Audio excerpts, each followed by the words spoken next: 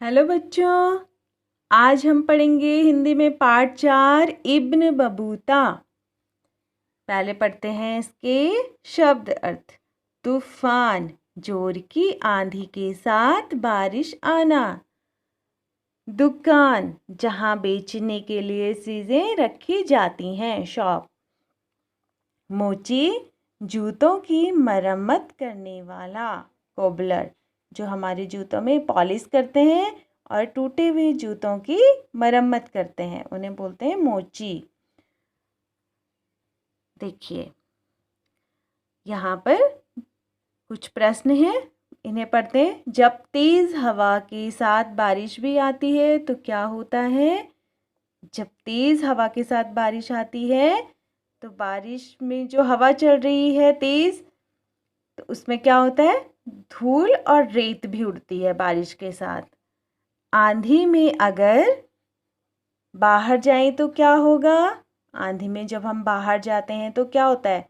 जो धूल और रेत बारिश के साथ आ रही है वो हमारी आँखों और नाक में चली जाती है।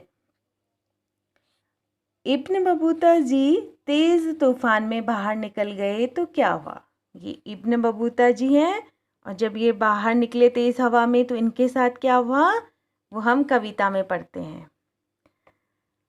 इब्न बबूता पहन के जूता निकल पड़े तूफान में। थोड़ी हवा नाक में घुस गई, थोड़ी घुस गई कान में। कभी नाक को कभी कान को मलते इब्न बबूता। इसी बीच में निकल पड़ा उनके पैरों का जूता। उड़ते उड़ते जूता उनका जा पहुंचा जापान में। इब्न बबूता खड़े रह गए मोची की दुकान में। किसने लिखी है ये कविता? सर्वेश्वर दयाल सक्सेना जी ने लिखी है। तो देखिए ये इब्न बबूता जी हैं और ये आंधी में बाहर निकल गए तो इनके साथ क्या हुआ? इब्न बबूता जी अपना जूता पहन के निकल पड़े तूफान में बाहर आ गए। अब जब तूफान चल रहा था तो थोड़ी हवा उनकी नाक में घुस गई और थोड़ी उनके कान में घुस गई। अब जब तेज हवा में रेत और मिट्टी उड़ रही थी तो क्या हुआ? कुछ उनके कान में चली गई हवा के साथ और कुछ उनके नाक में। तो उसकी वजह से क्या हुआ? उनकी नाक और उनके कान में खुजली होने लगी। तो उन्होंने क्या किया?